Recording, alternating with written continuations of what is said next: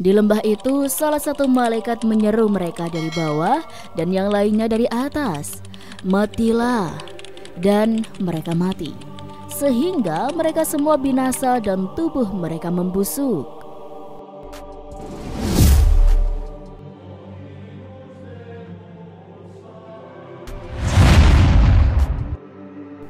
Assalamualaikum warahmatullahi wabarakatuh.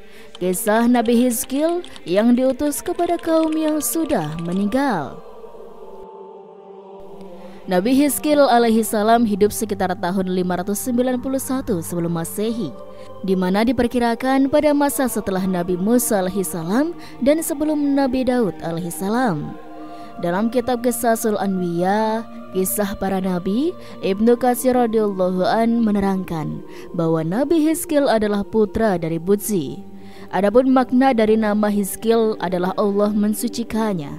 Hal ini sesuai dengan sikap hidup Nabi Hizkil alaihi salam yang selalu dijauhkan Allah dari dosa. Dalam hadis riwayat Imam Bukhari dan Imam Muslim, Muhammad bin Ishaq menceritakan dari Wahab bin Munnabih radhiyallahu an, ketika Khalid bin Yofana kembali ke pangkuan ilahi, yaitu setelah Yusya, semua urusan Bani Israel diserahkan kepada Nabi Hizkil bin Budzi, putra Al-Ajuz, yang telah mendoakan kaumnya sebagaimana telah disebutkan Allah dalam firman-Nya.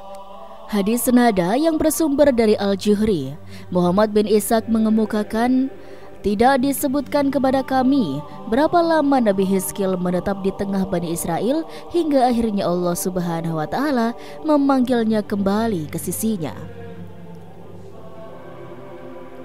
Allah Subhanahu wa Ta'ala berfirman, apakah engkau tidak memperhatikan orang-orang yang keluar dari kampung halaman mereka, sedang mereka beribu-ribu jumlahnya karena takut mati? Maka Allah Subhanahu wa Ta'ala berfirman kepada mereka, matilah kalian. Kemudian Allah menghidupkan mereka. Sesungguhnya Allah mempunyai karunia terhadap manusia, tetapi kebanyakan manusia tidak bersyukur. Quran Surat Al-Baqarah ayat 243. Rasulullah SAW bersabda, wabah tersebut pernah ditimpakan sebagai siksaan bagi umat-umat sebelum kalian. Jika kalian mendengar berita tentang penyakit itu di suatu daerah, janganlah kalian memasuki daerah itu. Dan jika penyakit itu mewabah di daerah di mana kalian berada, janganlah kalian keluar darinya, karena hendak melarikan diri darinya. Hadis riwayat Ahmad. Diriwayatkan oleh Wahab bin Munnabih, kemalangan menimpa beberapa orang Israel disebabkan adanya bencana pada waktu itu. Mereka mengeluh tentang apa yang telah terjadi kepada mereka. Apakah kami akan dimatikan? Kami ingin beristirahat dari apa yang kami alami sekarang. Allah Subhanahu wa Ta'ala berfirman kepada Yehezkiel, umatku mengeluhkan kemalangan, menyatakan bahwa mereka ingin mati dan beristirahat. Tetapi apa yang tersisa bagi mereka dalam kematian? Apakah mereka berpikir bahwa aku tidak dapat membangkitkan mereka setelah kematian? Jadi berangkatlah ke dataran yang luas itu, karena di sana ada 4.000. Mereka adalah orang-orang yang dikisahkan oleh Allah Subhanahu wa Ta'ala. Apakah kamu tidak memperhatikan orang-orang yang keluar dari kampung halaman mereka, sedang mereka beribu-ribu jumlahnya karena takut mati? Quran Surat Al-Baqarah ayat 243. Bangkitlah dan kabarkan kepada mereka, sekarang tulang belulang mereka sudah berserakan. Burung-burung dan binatang pemangsa telah mencerai-beraikan mereka. Namun Yehezkiel menyeru mereka berkata, wahai tulang belulang yang berserakan, Allah telah memerintahkanmu untuk menyatu kembali. Dan tulang belulang itu dari masing-masing orang menyatu kembali.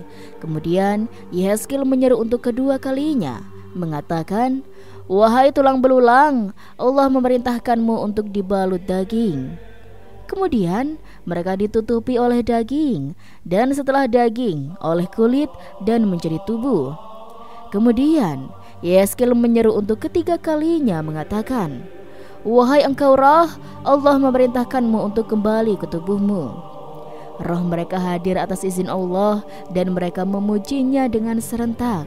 Diriwayatkan oleh Ibnu Abbas, Murrah Al-Hamdani, Ibnu Mas'ud, dan beberapa sahabat Nabi Muhammad SAW. Apakah kamu tidak memperhatikan orang-orang yang keluar dari kampung halaman mereka, sedang mereka beribu-ribu jumlahnya karena takut mati?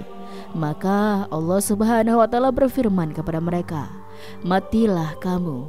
Kemudian Allah menghidupkan mereka. Di sebuah kota bernama Dawardan, sebelum Wasit, sebuah wabah terjadi. Orang-orang kebanyakan melarikan diri dan menetap di satu wilayah. Sebagian besar dari mereka yang tinggal di kota itu mati, sementara yang lainnya melarikan diri dan tidak banyak dari mereka yang mati. Ketika wabah hilang, mereka kembali ke kota dengan aman.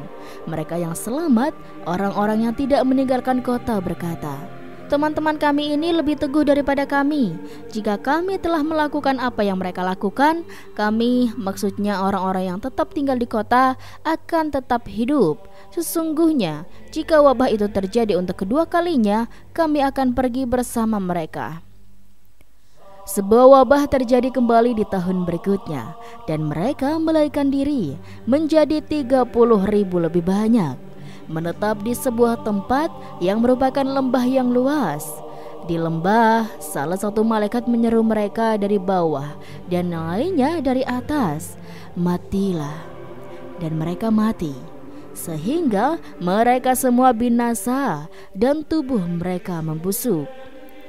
Seorang nabi bernama Yehezkiel mewakili mereka.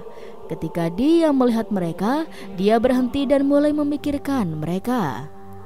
Dia menaruh jari-jarinya di mulutnya, berfikir, dan Allah Subhanahu wa Ta'ala berfirman kepadanya, wahai Yehezkiel, apakah engkau ingin aku menunjukkan kepadamu bagaimana aku akan menghidupkan mereka?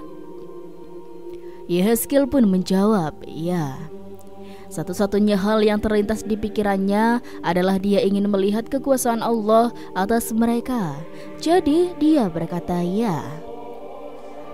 Dia diberi perintah, panggillah. Jadi dia memanggil, wahai kalian tulang belulang, sesungguhnya Allah memerintahkanmu untuk menyatu kembali.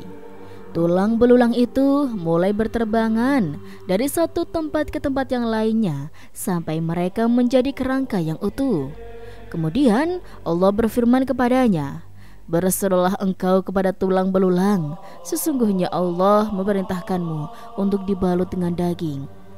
Dan dia menjadi ditutupi darah dan daging, dan pakaian yang mereka bawa saat mati menutupi tubuh mereka kembali. Kemudian dikatakan kepadanya, serulah. Dan dia berseru, wahai kalian tubuh, sesungguhnya Allah memerintahkanmu untuk bangkit. Jadi mereka bangkit. Selanjutnya Mujahid bin Jabir meriwayatkan, orang-orang ini berkata, setelah dihidupkan kembali, kemuliaan hidupmu Tuhan kami. Kami memuji engkau, tidak ada Tuhan selain engkau. Kemudian mereka kembali ke orang-orang mereka hidup-hidup. Mengetahui bahwa mereka telah mati dengan warna orang mati di wajah mereka. Mereka mengenakan bukan pakaian kotor seperti kain kafan. Kemudian mereka mati pada waktu yang ditentukan yang telah ditetapkan bagi mereka.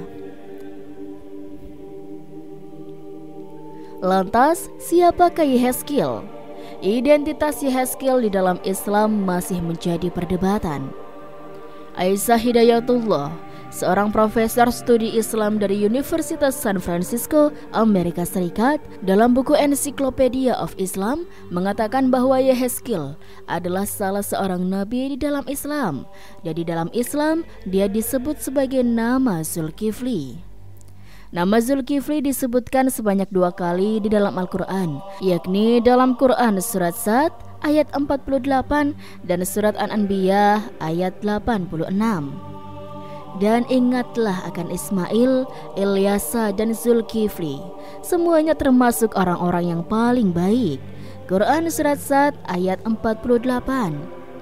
Dan ingatlah kisah Ismail, Idris, dan Zulkifli. Semua mereka termasuk orang-orang yang sabar. Quran surat Al-Anbiya ayat 85. Hanya saja, menurut At-Tabari yang dimaksud Zulkifli dalam ayat di atas adalah seorang nabi. tapi dia merupakan orang yang berbeda dengan Yehezkiel. Menurut At-Tabari, Zulkifli adalah putra dari Nabi Ayub. Waktu itu dikisahkan menjelang kematiannya saat dia berusia 93 tahun, Ayub menunjuk Haumal, putranya, untuk menjadi pewarisnya. Namun setelah Ayub meninggal, Allah Subhanahu wa taala menunjuk putra Ayub lainnya yang bernama Bisar untuk menjadi seorang nabi. Dialah yang kemudian disebut dengan nama Zulkifli oleh Allah Subhanahu wa taala. Zulkifli kemudian diperintahkan olehnya untuk mendakwahkan tentang ketauhidan. Zulkifli tinggal sepanjang hidupnya di Suriah dan dia meninggal pada usia 75 tahun. Sebelum meninggal, Zulkifli menunjuk putranya, Abdan, untuk menjadi pewarisnya. Dalam kitab yang sama, At-Tabari mengatakan bahwa Yehezkiel adalah seorang nabi dari keturunan bangsa Israel. Kisah tentang Yehezkiel merupakan salah satu kisah yang disebutkan di dalam Al-Quran. Namun, siapa nama tokohnya tidak disebutkan. Menurut At-Tabari, semua ulama terdahulu, sahabat Nabi, dan beberapa generasi setelahnya sepakat bahwa Yehezkiel adalah salah satu wali di antara wali-wali lainnya yang bertanggung jawab terhadap bangsa Israel. Nama lengkapnya adalah Yehezkiel bin Buzi, dan dia adalah orang yang biasa disebut Ibnu Al-Ajuz, anak dari seorang wanita tua. Diriwayatkan oleh Ibnu Ishaq, Yehezkiel bin Buzi dinamai Ibnu Al-Ajuz karena ibunya meminta kepada Allah Subhanahu wa taala seorang anak laki-laki meskipun dia sudah tua dan mandul. Kemudian Allah Subhanahu wa taala memberikannya kepadanya. Untuk alasan itulah dia disebut sebagai putra wanita tua. Dialah yang mendoakan orang-orang yang disebutkan Allah dalam kitab suci kepada Muhammad SAW, sebagaimana itu telah disampaikan kepada kita. Apakah kamu tidak memperhatikan orang-orang yang keluar dari kampung halaman mereka, sedang mereka beribu-ribu jumlahnya karena takut mati?